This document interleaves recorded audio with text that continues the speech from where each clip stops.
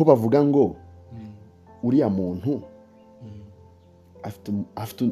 afite ikimwihishemo, afite undi muntu umwihishemo.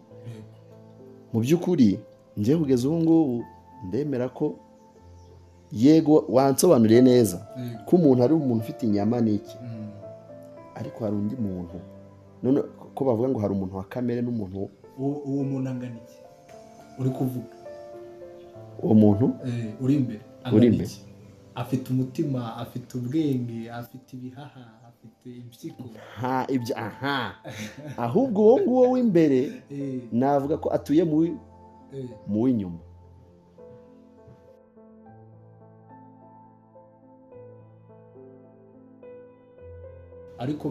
Ariko banza unyemerere ko hari undi Remi ntabona ari kureba aho kanyemerere. Oya ni Remi ahubwo utazi, utanafite ubushobozi bwo kureba, ariko ni Remi umwe. Oya muratubwira muri comment. Ni Remi umwe kubera ko twasobanuye ko umuntu n'ufite ubugingo, n'ufite amaraso n'umubiri. Ni ukuvuga ngo wowe Felix uri umuntu kuko ufite umubiri, I can touch, nagukoraho, ufite amaraso, ariko noneho inside muri wowe ibitekerezo byawe, umutimanama wawe, tugiye mu Banyarwanda umutimamana n'umutimanda, ibyo nibigize Felix nk'umuntu. Utabifite ntabwo waba uri umuntu. Ariko ubwabyo ni ukuvuga ngo kugira ubumuntu bisaba ngo uba ufite ibitekerezo, uba ufite umutimanama. Reka tuvuge umuntu w'imbere n'umuntu w'inyuma. Yego. Ariko tuvuge ko umuntu w'imbere ari wa wundi Imana ireba. Yego. Za ntekerezo bose irabareba. Ariko twebwe tureba inyuma gusa. Reka tuganire dushingiye aho. Intambara y'umuntu w'imbere n'uw'inyuma. Bakunzi ba Fex Pro kuramya, mbashimiye ko dukomeje kubana muri iyi minsi y'ibiganiro, ariko nk'uko mubibona noneho sindi njyenyine, ndi kumwe n'umuvandimwe Remi, ariko sinzi impamvu umuvuzi yari kwivuga, ariko jya mbere kuko ntiwitwa Remi gusa. Nitwa Kayitsinga Remi, nkaba ndi umubwiriza ubwirisha ubutumwa ibitabo mu itorero ry'Abadiventiste b'umunsi wa karindwi.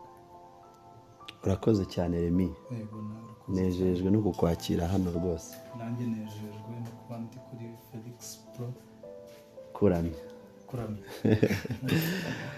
Nzi bacu rero, nk'uko muri kugenda mubibona muri iyi minsi, turugenda tuganira duhana ibitekerezo, twungurana ibitekerezo, nkomeza gushima abantu bari kuduha feedback cyane. Burya iyo uri kuganira ukabona abantu hari uko bari kugusubiza, bigaragara ko abantu bari kwishimira ibyo muri gukora, hari ikiri kuvamo, hari umusaruro cyane rwose. Kandi n'Imana ikomeze idushyigikire. Ntabwo ari ibintu byoroshye Remi, ni ibintu biba bisaba umwanya, bisaba kwigomwa, ukava mu mirimo uri gukora ukaza kugira ngo dutange uruhare rwacu mu ivugabutumwa. Kuko niba turi kuganira gutya, hari uw'Imana ikoraho, hari uw'Imana ibigambiriye, kandi isezerano ry'Imana rivuga ko ijambo ryayo ritagenda ubusa. Rero bakunzi ba Fex Pro kuramya, murabona ko nabazaniye umuvandimwe Remi kugira ngo nawe tuganire, duhane ibitekerezo, mu by'ukuri turebe se hari ibitagenda muri iyi minsi mu isi ya none byinshi, kugira byibuze turebe ko twakangura intekerezo zisa nkaho zisinziriye, kandi ari cyo gihe cyo kubyuka. Icyo gihe cyo kubyuka. Rero topic nifuza tuganira umuvandimwe Remi, aranjya nzandika buriya kano kantu karamfasha cyane.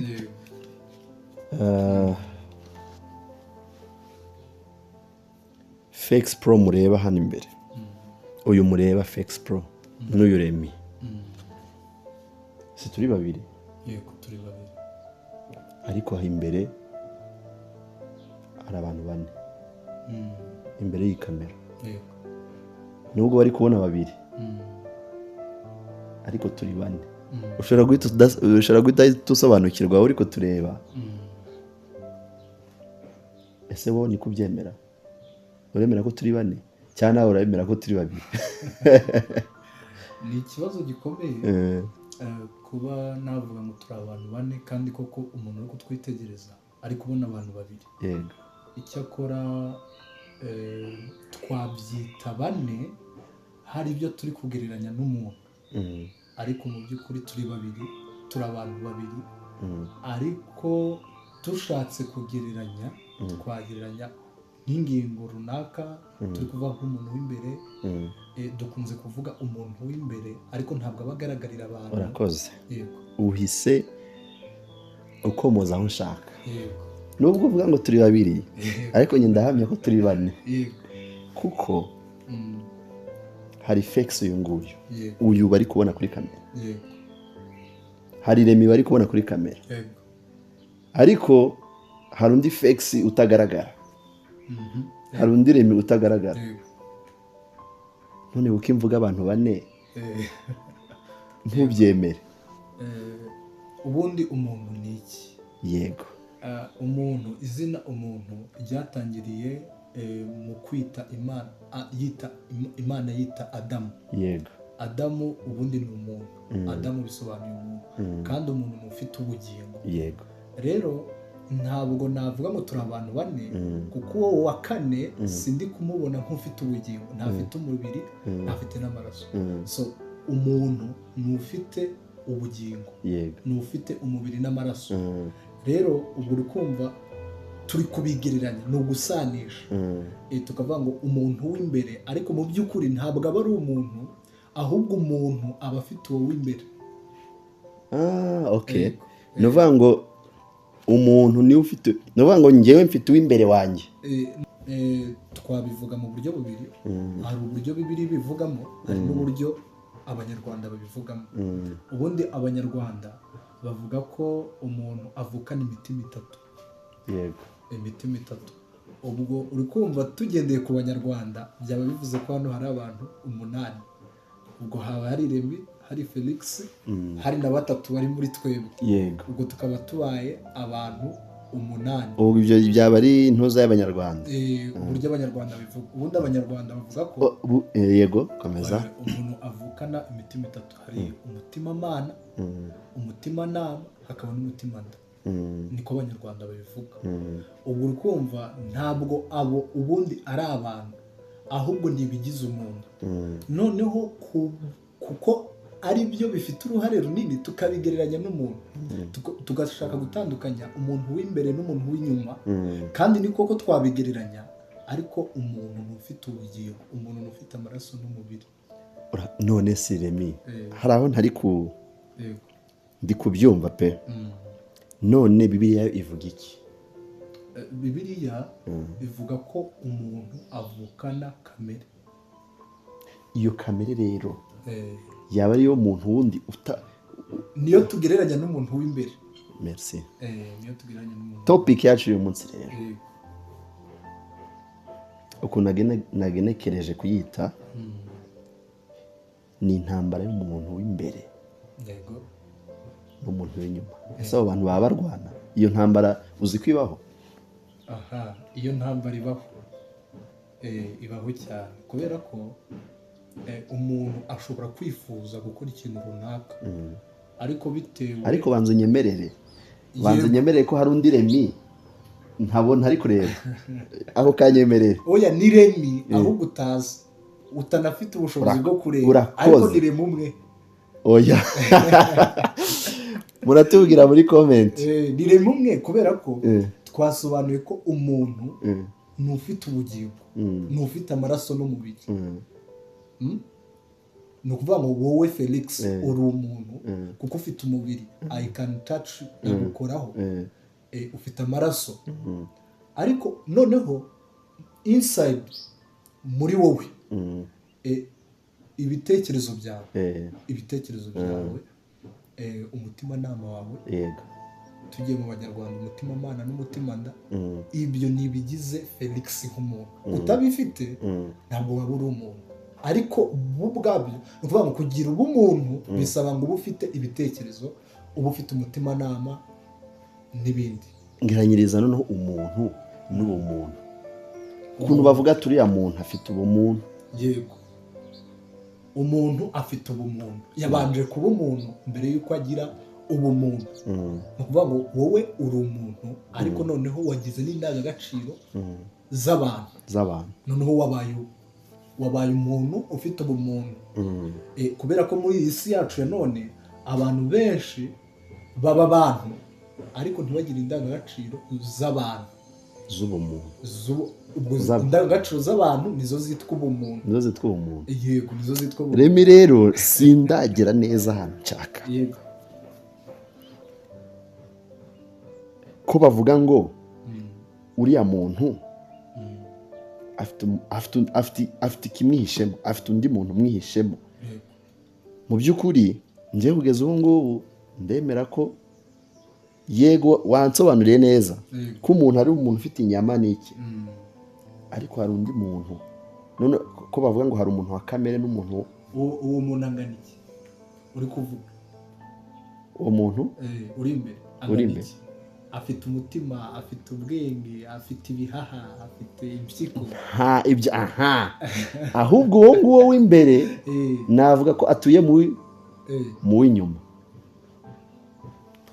Rero icyo nshaka ko mutsobanurire, uwo muntu uri kuvuga uri kwitsaho, yego, turi bane kandi turi babiri, uwo muntu angana iki?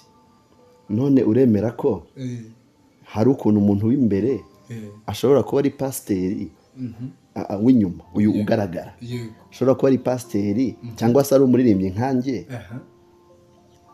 ariko uw'inyuma ari umwicanyi. Ibyo urabyemera? Uw'inyuma akaba ari pasitoro, uw'imbere ari umwicanyi. Ubwo uw'inyuma ni uyu ugaragara, Felix uyu muri kubona, uyu w'inyuma akaba ari umuririmbyi mukunda, ariko uw'imbere ari umwicanyi. Ibyo bintu bingiranyirize. Ni ukuvuga ngo uwo ni wowe, uwo w'imbere ni wowe, ni njye, ariko utagaragariza abantu. Ni wowe Felix, ntabwo ari undi muntu. Ahubwo abantu twereka abandi ibyo dushaka ko babona. Njyewe Remi nshobora kukwitwararikaho bitewe na serivisi nshaka kugusaba, ariko ntabwo biba bivuze ko naretse kuba Remi, ahubwo nabaye Remi uri gushaka kugera ku ntego runaka.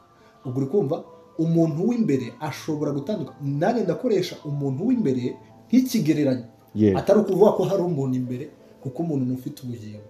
Ahubwo ndavuga ngo umuntu w'imbere cyangwa se ibitekerezo, gushyira mu gaciro, ibyo nibyo twita umuntu w'imbere, ariko koko si umuntu, ahubwo ni ibigize umuntu. Ntacyo, reka dukoreshe umuntu w'imbere, sibyo? Wihishe mu w'inyuma, ariko ni ibigereranyo.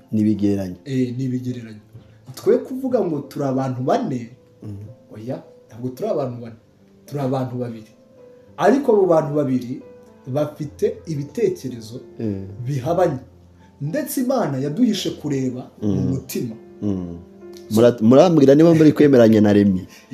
kuko Remi turi kuganira, kandi niyo ntego y'ibi biganiro ndi gukora, kugira nkubwire ukuntu tuganire noneho nsobanukirwe, kuko abari kutureba nzi ko nabo bashobora kuba bafite ibyo bitekerezo. Ukabona umuntu murabanye, yari umusheri wawe cyangwa se yari umufiyanse wawe,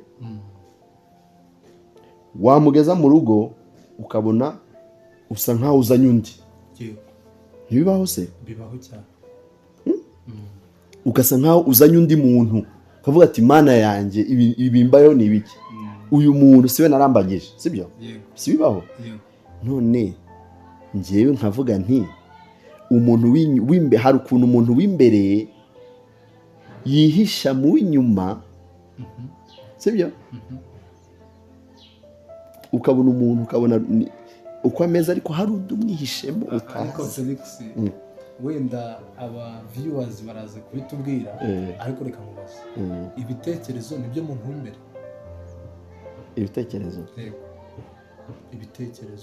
cyangwa se tuvuge umutima nama si ibitekerezo se uwo mutima nama rero ni ibitekerezo first of all yego umutima nama ni ibitekerezo none wowe ku bwawe nka Felix kugeza ubu ufata ko ibitekerezo ari umuntu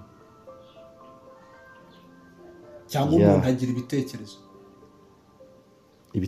biba mu muntu ibitekerezo biba mu muntu yego ni ukuvuga ngo ibitekerezo ubwabyo si umuntu ariko bigize umuntu rero ntabwo ibitekerezo ari undi muntu ahubwo biri mu bigize umuntu aratekereza umuntu muzima so turabigereranya n'undi muntu ariko si undi muntu ahubwo ni ibitekerezo ni uko umuntu abyumva ni umutimanama uba mu muntu muzima umuntu ufite ubugingo ufite amaraso n'inyama ubu niwe muntu noneho ibitekerezo bikaba muri wa muntu noneho ibyo uri kuvuga ndabyumva umuntu w'imbere niko turi kubigereranya nubwo ntemeranya n'iyo mvugo ariko turabigereranya kugira ngo dufashe abantu umuntu w'imbere atandukanye n'umuntu w'inyuma bitewe nuko ngewe nshobora kuba mfite uko mfata ibintu nuko mbitekereza ariko kubera ko uko mbikoze byangiraho ingaruka muri sosiyete abantu ntibanyizera n'ibindi bigatuma nitwara ukundi Remi hari akantu nungutse reka tuvuge umuntu w'imbere n'umuntu w'inyuma ariko tuvuge ko umuntu w'imbere ari wa wundi Imana ireba za ntekerezo bose irabareba ariko twebwe tureba inyuma gusa reka tuganire dushingiye aho intambara y'umuntu w'imbere n'uw'inyuma ubundi kuki biri kuba intambara reka nze nkubwire impamvu biri kuba intambara ubundi intambara ni ukutumvikana yego ni ukutumvikana hagati y'amatsinda abiri ndetse hakabaho n'ingufu bakarwana yego noneho turi kuvuga ibitekerezo tukavuga gushyira mu gaciro tukavuga umutimanama tukabigereranya nk'umuntu w'imbere noneho turi kuvuga ko ibitekerezo n'umubiri ariwo muntu w'inyuma bigirana intambara yego ubundi kuki iyo ntambara yabaho kuki byitwa intambara ni ukuvuga ngo hari ukudahuza hagati y'ibitekerezo n'umubiri yego ubundi gute bidahuza kandi ari by'umuntu ibyo nibyo cyangwa tuganireho ariko iyo ntambara urayemera kwibaho intambara ndayemera tuyiganireho sasa kanguha urugero bwa duhereho tuganira abantu mudukurikiye rwose muduhe comment turabikunda iyo tubonye comment by'ukuri bari kutubwira turi kuganira bari kutuganiriza uko babyumvishe icyo bakuyemo haba hari n'ikibazo bakacyandika kugira tuza muvandimwe wanjye Remi ndagushimiye kuba wampaye umwanya ngiye kukubaza ibibazo ariko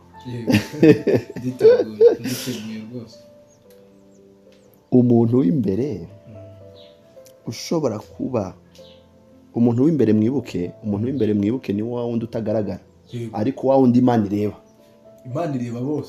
ireba bose ariko ntabwo umurimo w'inyuma ugira akamaro igihe mu mutima hatejejwe ni ukuvuga ngo iyo bavuze ngo Imana ireba mu mutima ntabwo ari uko iba itareba inyuma yego ahubwo Imana ireba byose ni ukuvuga ngo gukiranuka inyuma udakiranutse mu mutima kuko Imana ireba mu mutima ikanareba ibikorwa ntabwo bifite akamaro ariko nanone uvuze ngo ngewe ngo ndi kugira umutima mwiza ngo ariko ibikorwa ngo ntacyo bimaze ntabwo nanone waba uteshutse inzira nibyo nari nshaka kuvuga urakoze cyane nanjye babwira ngo abantu bataza kujijwa ndavuga ngo nimvuga umuntu w'imbere barebe wa wundi twebwe tutareba urebwa n'Imana kuko twebwe tureba uri kureba Felix Pro uri kureba Remi uyu ureba ariko hari ibindi bitwihishemo utabasha kureba ariko birebwa n'Imana.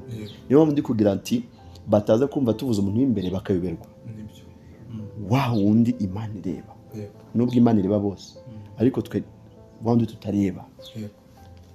None iyo ntambara mvuga ni ya yindi y'umuntu twise umukozi w'Imana w'inyuma twe tureba. Njye ndi kwitangaho urugero nta kibazo. Felix Pro ni umukozi w'Imana, ndaririmba, ndumuririmbye, ndirimba indirimbo zo kuramya Imana. Abambona banzi nk'umukozi w'Imana, ariko Imana koko iyo irebye ibona ndi umukozi wayo. Noneho ndi kugira ngo uvuge kuri iyo ntambara ya wa muntu w'umupasiteri tubona dukunda, umukozi w'Imana, umuririmbyi tubona dukunda, na wa muntu w'imbere uko biri kose bararwana. Uw'imbere agashaka ngo upratike ibyo uvuga, uko biri kose haba harimo intambara. Uw'imbere ashaka ngo upratike, niba uvuga Imana ku munwa, uw'imbere ashaka ngo uko uyivuga aba ari nako ugaragara. Ariko uw'inyuma aho nagucarinjinga ntabwo uri kumbyemera. Uvuga uko ubyemera, noneho uvuge kuri iyo ntambara ngo uhaye umwanya. Okay, none thank you. Ariko iyo dusomye Bibiliya dusanga ko umuntu avukana kamere yanduye.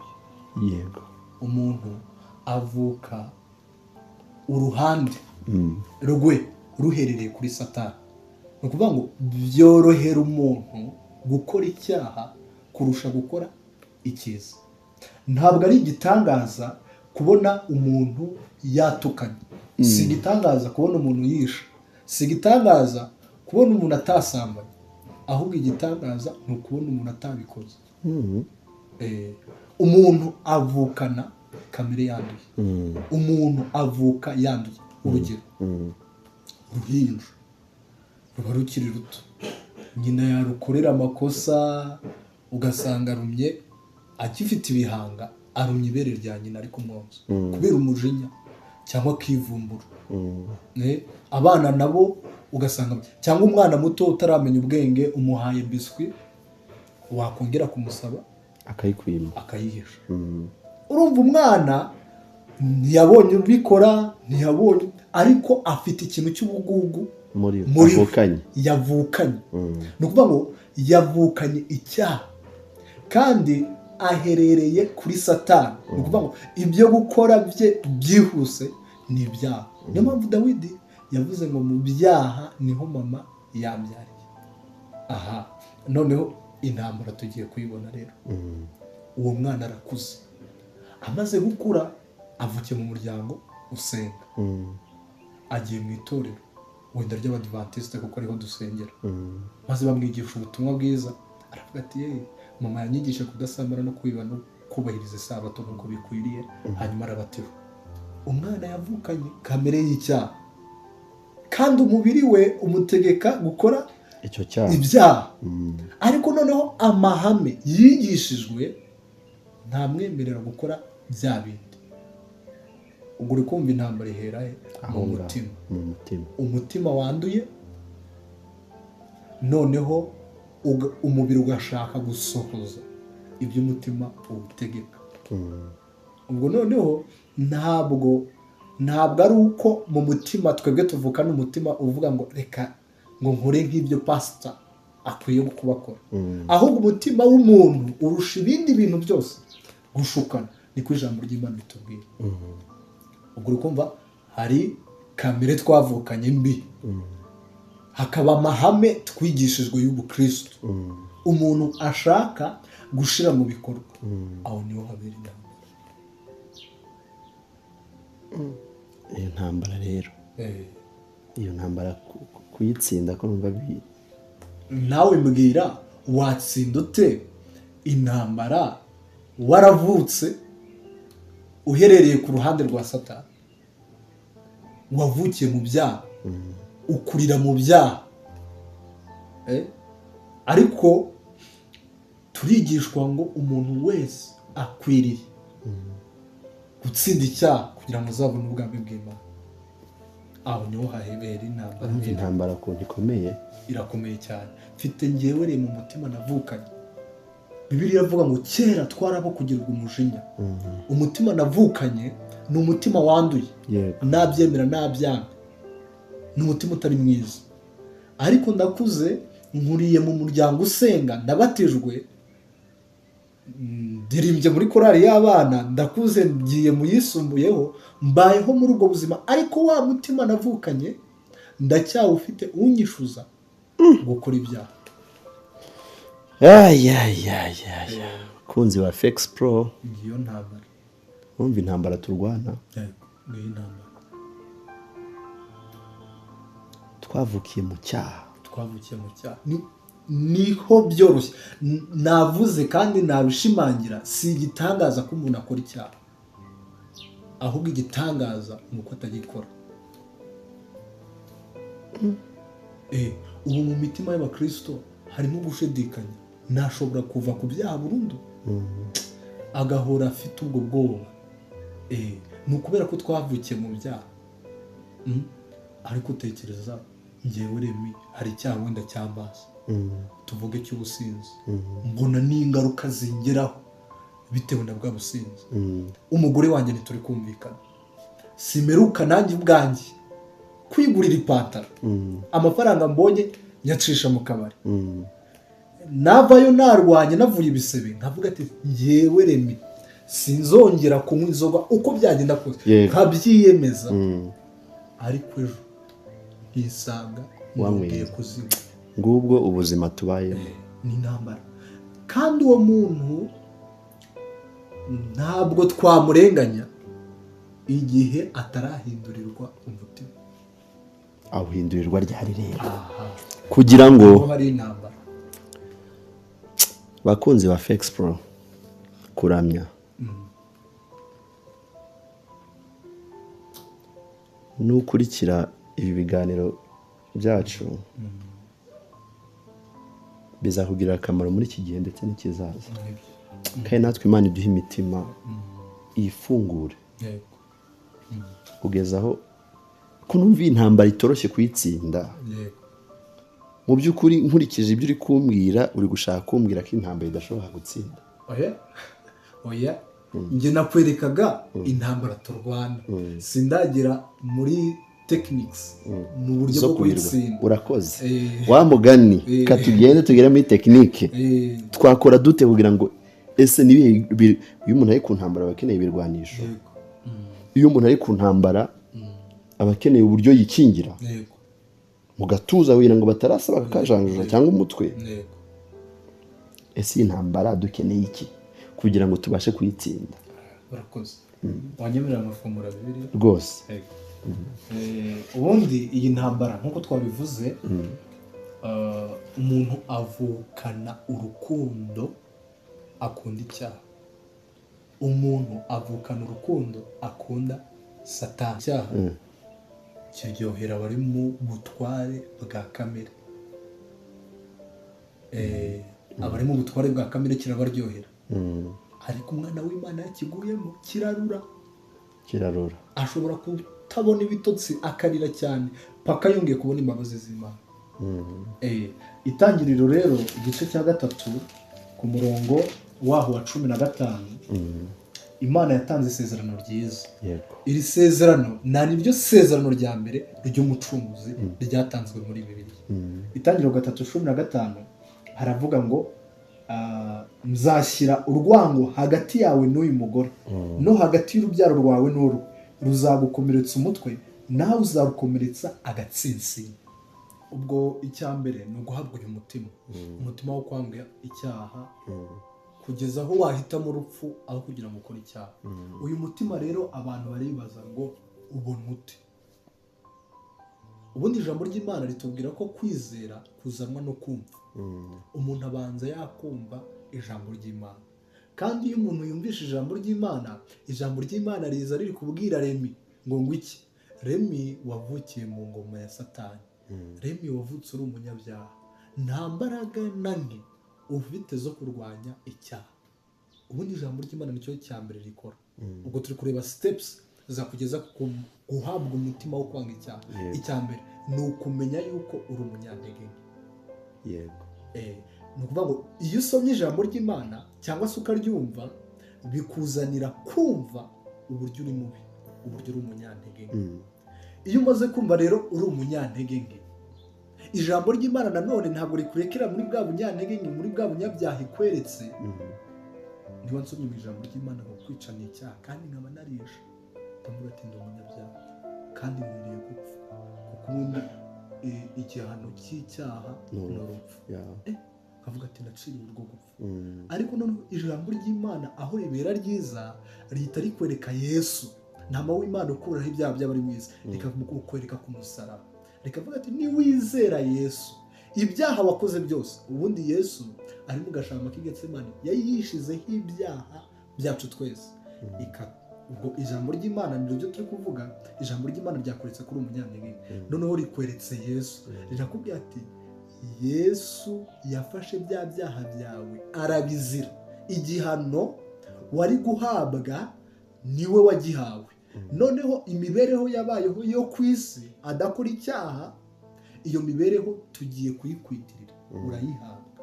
Noneho umuntu yakwizera ntama w'Imana ukuraho ibyaha by'abari mu isi, noneho akababarirwa ibyaha kubwo kwizera Yesu, akahita yambikwa ikanzu yo gukiranuka kwa Kristo. Ubwo ni ukuvuga ngo abazwe nk'utarigeze ukora icyaha, kubera ko ibyaha bye byose abikuweho, abishyize kuri Yesu, kuko Yesu yarabipfiriye.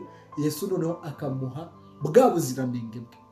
Umuntu ako kanya afatwa nk'umuziranenge, afatwa nk'utarigeze gukora icyaha, icyaremwe gishya. Ubwo aba abaye icyaremwe gishya. Iyo abaye icyaremwe gishya rero atangira noneho kubaho ubugingo bw'icyaremwe gishya. Ubundi iyo umuntu abatijwe bakamumanura muri Yorodani, biba bivuze ngo wa wundi wasambanaga, wa wundi wibaga arapfuye. Iyo amazi akurengeye bakuzamura, ubaye icyaremwe gishya muri Kristo Yesu, ugiye kugendera mu bugingo bushya. Umuntu rero wakiriye Kristo nawe atangira, yamaze kubabarirwa ibyaha, atangira urugendo noneho rwo kwezwa. Urwo rugendo abifashwamo no gusenga no kwiga ibyanditswe byera. Iyo umuntu asenga akaniga ibyanditswe byera buri munsi, Bibiliya ibigereranya, ubundi gusenga ibigereranya no guhumeka, kwiga ibyanditswe byera bikagereranywa no kurya. Ubu urumva kugira ngo ubeho ukeneye guhumeka no kurya.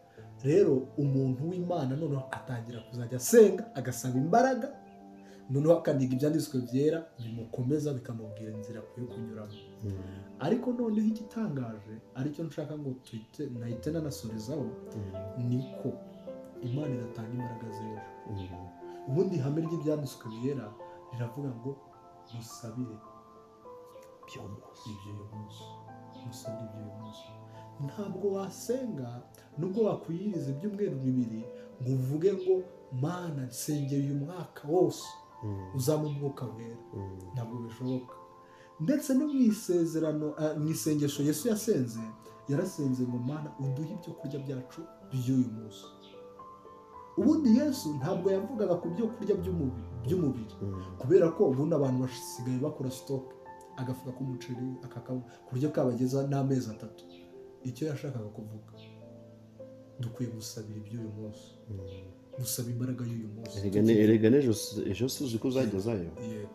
Hari uwavuze ngo tomorrow may never come. Yes. Noneho dusaba imbaraga y'iby'umwuka w'uwo munsi. Imana ikaduha imbaraga uwo munsi tukibyuka. Urasenga ugasaba Imana imbaraga, noneho ukanarya ukiga ibyanditswe byera.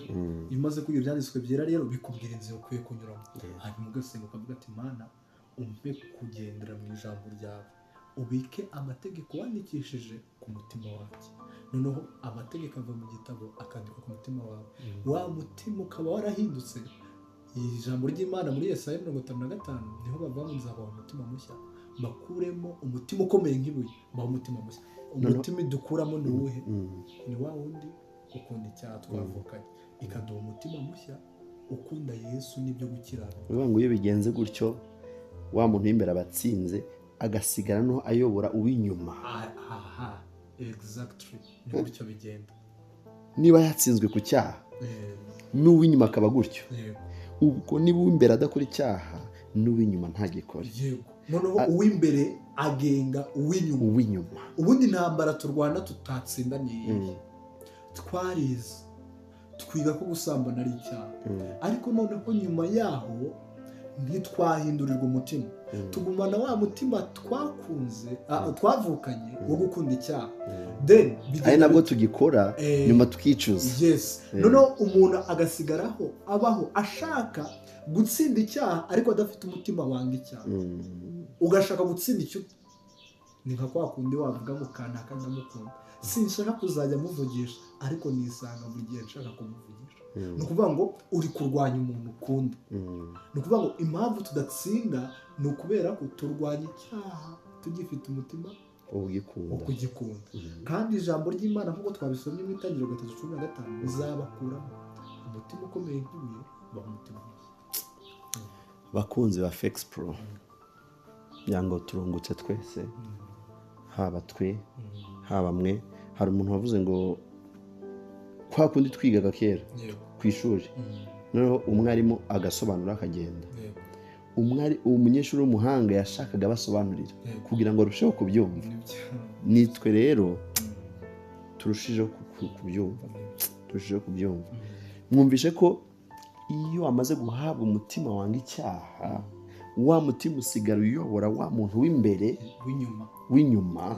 Ibyo ubwo wa muntu twatangiye twita uw'imbere abatsinze, agasigara ayobora uw'inyuma amubwira icyo gukora. Ntabwo noneho hazabaho ka kantu ko kwihisha ngo uvuge ati runaka atambona, kanijijije ngo runaka atambona. Ahubwo uzaba uzi nyine ko ugomba kuba uriwe imbere kuko umutima watsinze. Ariko mu gihe cyose umuntu w'inyuma azatsinda, hazasigara ari muri bya bintu byo kuvuga ngo wa mutima ukunda icyaha uracyawufite, n'ubundi uzakuyobora. Niba ufite utuntu tw'indangagaciro duke uzajya ubikora wihishe, kuko wa mutima ukunda icyaha uracyawufite. Bakunzi ba Fex Pro, mumfashe dushime Remy yakoze cyane, kandi twizeye ko mu by'ukuri bari buduhe comment ukuntu wabyumvishe. Uyu munyeshuri mwiza nubaza, nushaka tubaze kugira ngo ubutaha tuzagaruke duhere kuri icyo kibazo tugusubize. Reka nze Imana ikomeze iduhane umugisha, tubabwira ngo tuzabonane ubutaha. Mwakoze cyane, Imana ibahe umugisha. Amen.